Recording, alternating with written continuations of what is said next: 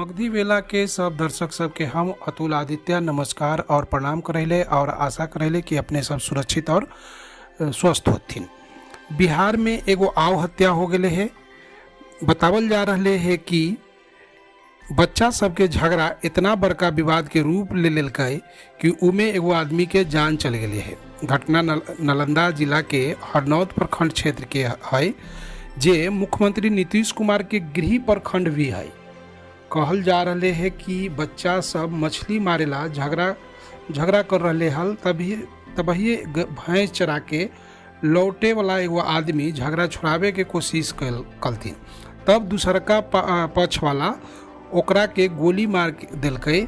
और जब थाना वहाँ पर पहुँचले, पुलिस जब वहाँ पर पहुँचले तो वही सब लोग पुलिस पर भी पथराव कलकै और फायरिंग कलकै, जेकरा में पुलिस के लोग भी सुरक्षित बच गए थे, बाल बचलथिन। आ दरोगा के बारे में तो कहल जा है कि दरोगा के जान जैते जैते बच गए।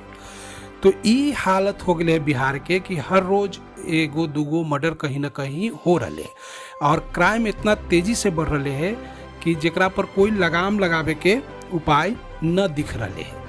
एहू गांव में अभी गांव में तनाव बरकरार है और पुलिस जो है वो गांव के पूरा छावनी के रूप में बदल दिल के है। धन्यवाद। और इसी तरह के समाचार देखेला सुनेला मगधी वेला के सब्सक्राइब करथिन, लाइक करथिन और बेल आइकन के दबा देथिन ताकि न्यूज अपने के जल्दी से